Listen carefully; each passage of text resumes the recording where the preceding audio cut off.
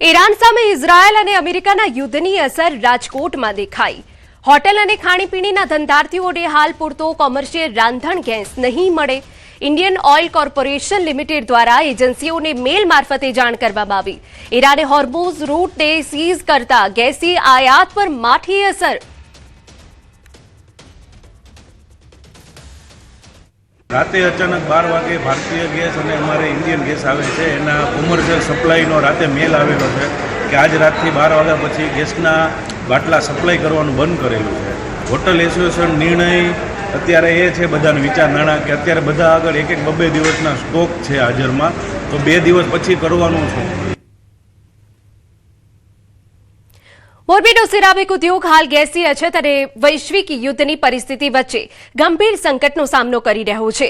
Iran Israel વચ્ચે યુદ્ધની અસરથી પ્રોપેડ ગેસની સપ્લાય અનિશ્ચિત બની છે, જેના કારણે માત્ર 2 જ દિવસમાં લગભગ 100 જેટલા સિરામિક યુનિટ બંધ થઈ ગયા છે।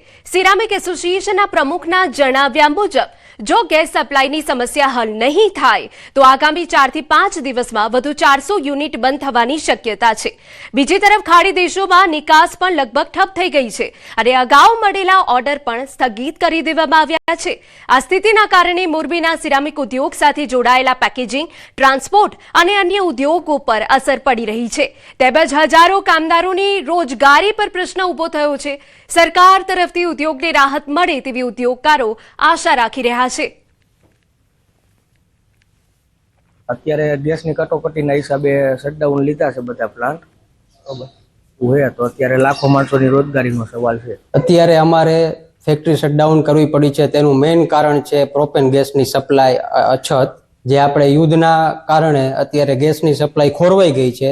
મહિનાનું અંદાજિત 4 થી 5 કરોડનું ટર્નઓવર છે, જે અત્યારે ફેક્ટરી બંધ કરવાના કારણે पूरा થઈ ગયું, जीरो થઈ ગયું છે। અત્યારે हम चाहेंगे यही कि मतलब जल्द से जल्द गैस चालू हो ताकि कारखाना चालू हो जाए, इसके वजह से आदमी को परेशानी न हो। अंदाजे 101 યુનિટ જે છે આજની તારીખમાં બંધ થઈ ગયા છે અને આવનારા દિવસોમાં જો પ્રોપેન સપ્લાયનું કોઈ પ્લાનિંગ નહીં થાય અને જો નવી કોઈ સપ્લાય નહીં મળે તો આવનારા દિવસોમાં વધીને 4 થી 5 દિવસમાં કે 8 દિવસની અંદર બીજા 400 યુનિટો બંધ થવાની સંભાવનાઓ છે। ગલ્ફ ખાડીમાં થઈને જે વેસલો જતા હતા એમાં પણ એક્સપોર્ટમાં અસર દેખાઈ રહી છે। વૈશ્વિક બજારમાં કાચા તેલ $100 પ્રતિ બેરલ પાર પહોંચે છતાં પેટ્રોલ અને ડીઝલની કિંમતમાં વધારો થયો નથી। સરકારે જણાવ્યું હતું કે સરકાર વૈશ્વિક તેલ બજારો પર નજર રાખે છે। પશ્ચિમ એશિયામાં વધતા તણાવના કારણે મધ્ય તેલની કિંમતમાં તેજ વધારો થયો। વીજળી ઉર્જા સપ્લાયની ચિંતા વધી રહી છે। તો બીજી તરફ પાડોશી દેશ પાકિસ્તાનમાં અસર વર્તાવાની શરૂઆત થઈ। પેટ્રોલ ડીઝલની અસર વચ્ચે પેટ્રોલ પંપની બહાર લોકોની લાંબી લાઈન જોવા મળી। લોકો વાહનોમાં પેટ્રોલ ડીઝલ ભરાવવા લાઈનો લગાવી ઉભા રહ્યા।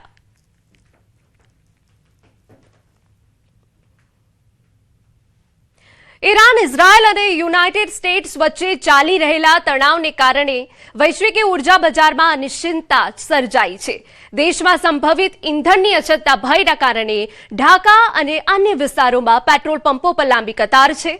ઘણી જગ્યાએ ઇંધણ ભરવા માટે રાહ જોઈ રહેલા વાહનોની કતારો પંપોની બહાર મુખ્ય રસ્તાઓ પર છે। ઇંધણની વધતી માંગના કારણે પેટ્રોલ પંપ પર વધારાનું દબાણ આવ્યું છે।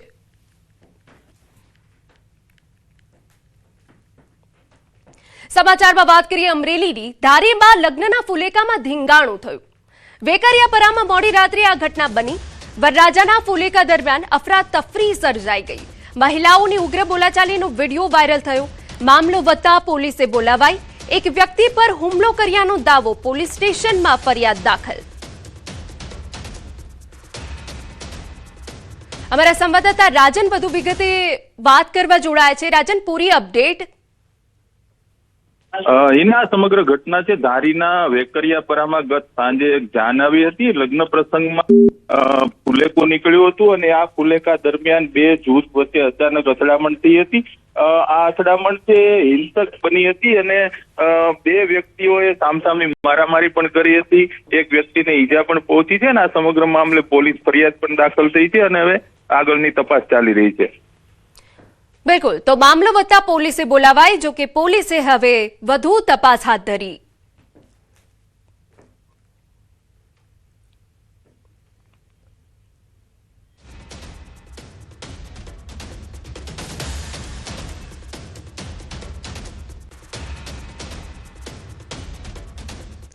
સમાચાર મળી રહ્યા છે કે જ્યાં પારૂર યુનિવર્સિટીને બોમ્બથી ઉડાવી દેવાની ધમકી ભર્યો ઈમેલ આવતા યુનિવર્સિટીમાં દોડધામ. બોમ્બ ડોગ સ્ક્વોડની ટીમ ઘટના સ્થળ પર છે. પોલીસની ટીમ પણ યુનિવર્સિટી પહોંચી. કોલેજ કેમ્પસમાંથી વિદ્યાર્થીઓ સહિત સ્ટાફને બહાર કાઢવાની કામગીરી હાથ ધરાઈ હોવાની વિગત.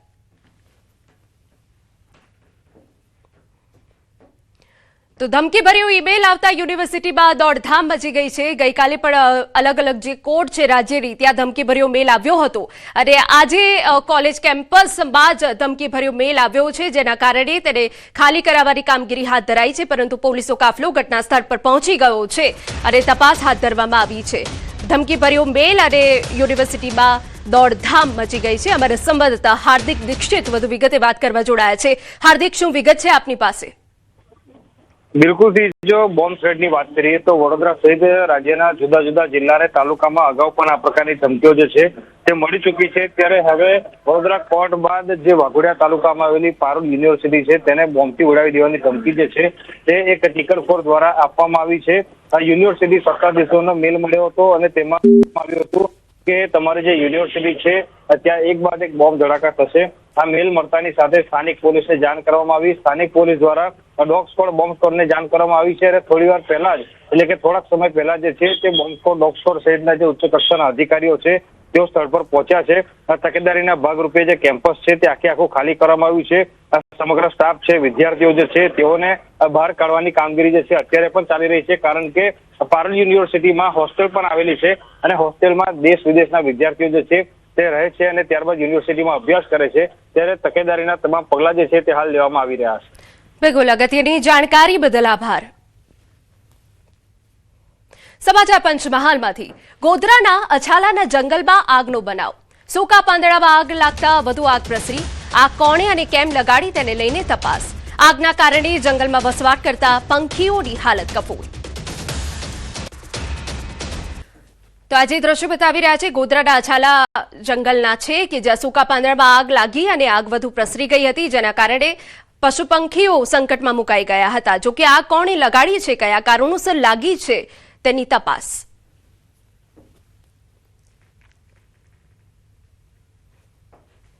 સમય થયો છે એક વિરામનો.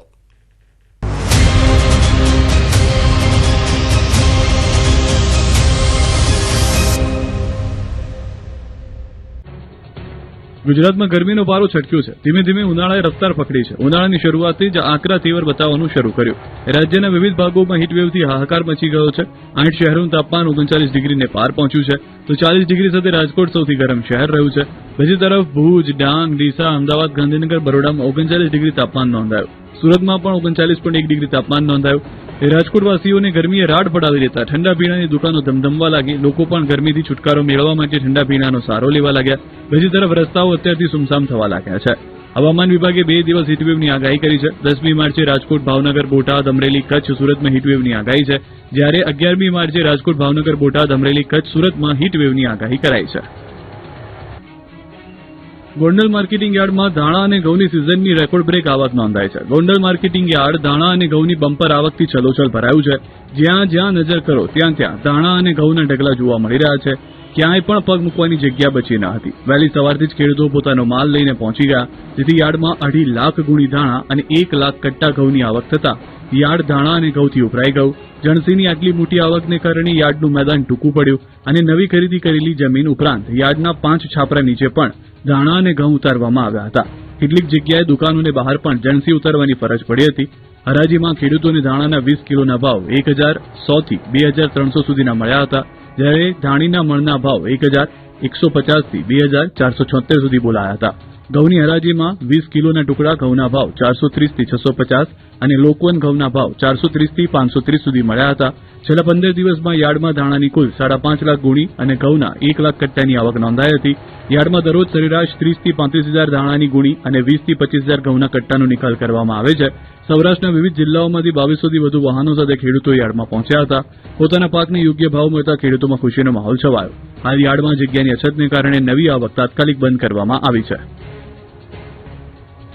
યુદ્ધના ધડાકા ગુજરાતમાંથી અંદાજે 2,500 કિલોમીટર દૂર થઈ રહ્યા છે, પરંતુ બારૂદ